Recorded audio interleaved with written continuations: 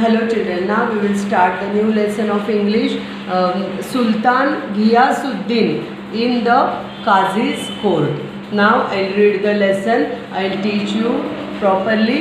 Yeah, you read it at home and write down the dictation words. Now look at the hundreds of years ago in the eastern province of Bengal, Sultan Ghiyasuddin Azam Shah ruled the land. His capital was Sonargaon. Sultan Ghiyasuddin was a good ruler. He ruled wisely and well. He respected men of learning. He had a deep regard for law. हा सुलतान घियासुद्दीन जो आहे तो बेंगॉलच्या सोनारगांवमधला एक राजा होता, तिथला म्हणजे ruler होता आणि तो अतिशय चांगला होता, प्रामाणिक होता आणि लॉ वगैरे पाळणारा होता. One day while the sultan was practising with his bow and arrows he accidentally wounded the only son of a poor widow. He wounded boy did not survive. Weeping and wailing, the poor widow went to the Qazi and told him what had happened. म्हणजे काय, एक दिवस तो सुलतान आपल्या बो आणि ॲरोजने practice करत असताना ॲक्सिडेंटली त्याच्या हातून एका गरीब अशी विधवा स्त्री असते, तिच्या मुलगा जखमी होतो आणि तो त्या ॲक्सिडेंटमध्ये मरतो. मग असं झाल्यानंतर ती जी गरीब विधवा असते ती खूप रडते आणि काझीकडे जाते न्याय मागण्यासाठी. The Qazi was an honest and upright man. He sent an officer to summon the sultan to his court. When the officer reached the palace, the guards stopped him and inquired about his business. When they learned that he had come to serve a summons to Sultan, they were shocked. They refused to let him go inside the palace. म्हणजे काय, तो काझी पण खूप honest असतो आणि लॉजसाठी अगदी प्रामाणिक असतो, लॉ मानणारा असतो. मग तो काय करतो काझी की सुलतानकडे ते समन पाठवतो कोर्टात त्याच्या हजर राहण्याचं. आणि ते समन घेऊन जो ऑफिसर जातो त्याला ते गेटवर जे असतात त्यांचे सिक्युरिटीज ते आत सोडत नाहीत. का बरं, तर राजाला समन आलं आहे असं होऊ शकतं का, म्हणून ते त्याला आत पाठवायला नकार देतात. The officer was now in a fix.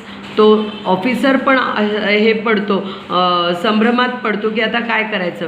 The guards did not allow him to enter the palace, but he knew that he could not return without serving the summons. The qazi would not take him back.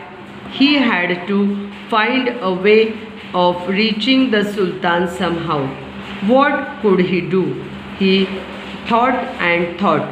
म्हणजे तो जो officer समन घेऊन आला असतो त्याला आत सोडत नाही. मग त्याच्या लक्षात येतं की आता काही जरी झालं तरी आपल्याला आत जाऊन हे समन सुलतानला देणं गरजेचं आहे, नाही तर काझी त्याला परत आपल्या कोर्टमध्ये घेणार नाही. आणि तो विचारात पडतो की आता आत जायचं कसं, बाहेरचे लोक तर सिक्युरिटीज तर त्याला आत सोडत नसतात. At last he began to sound the azan, the call for the prayer loudly. म्हणजेच काय, तो बाहेर थांबून प्रेयर म्हणायला लागतो मोठमोठ्याने, म्हणजे जसे त्यांचे नमाज वगैरे पडतात ना त्या type. Just outside the palace, तिथं पॅलेसच्या बाहेर तो मोठ्याने तसं प्रेयर म्हणायला लागतो. It was not yet time for the prayer. आणि तो काय प्रेयरची वेळ नसते. Wien the Sultan heard the loud ultimately call he was greatly surprised. He ordered that the man giving the call should be brought before him immediately. आणि तो म्हणतो की जो माणूस बाहेर मोठ्याने प्रार्थना करतोय त्याला ताबडतोब आतमध्ये घेऊन या. His soldiers rushed out of the palace gates, caught the officer and took him to the sultan within moments. आणि ते मग तिथले जे शिपाई असतात ते बाहेर जातात आणि त्या ऑफिसरला ताबडतोब आत घेऊन जातात. When the officer knelt before the sultan he was trembling with fear, but the mustered all his courage and explained why he had given the call for azan. म्हणजे तो काय म्हणतो, प्रत्यक्षात तो ऑफिसर खूप घाबरतो, खूप टेन्शनमध्ये येतो आत जाताना, पण तरी देखील आत आल्यावर तो राजाला सांगण्याचा प्रयत्न करतो की तो कशासाठी आलेला आहे. देन विथ शेकिंग हँड्स, आणि नंतर तो थरथरत्या हाताने, शेकिंग हँड्स म्हणजे थरथरत्या हाताने, then with shaking hands he gave the summons to the sultan. Sultan Ghiyasuddin took it without making any comment. He read the summons and told the officer to go back to the Qazi. He announced that he would appear in Qazi's court the next day. आणि तो त्याच्यावर काही comment न करता सुलतान ते समन घेतो आणि त्याला सांगतो की ठीक आहे, तो उद्या कोर्टामध्ये हजर होईल. The next morning the Sultan got ready to appear before the Qazi. He hid a sharp sword in his robe and set out. तो काय करतो, एक शार्प स्वोर्ड म्हणजे तलवार आपल्या म्यानात ठेवतो आणि तिथे जातो. The courtroom was packed with people. सगळं ते कोर्ट जे असतं ते लोकांनी भरलेलं असतं. Everyone was eager to see what would happen. The Qazi entered and took his place on the high seat of honour.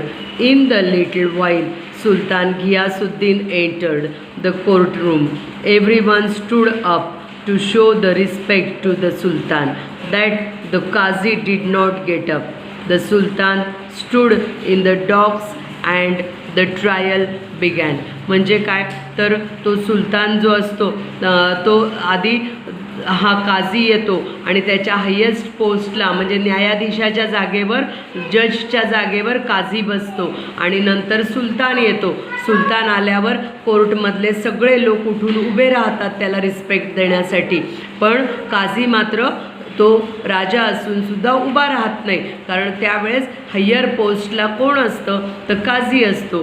The widow presented her complaint.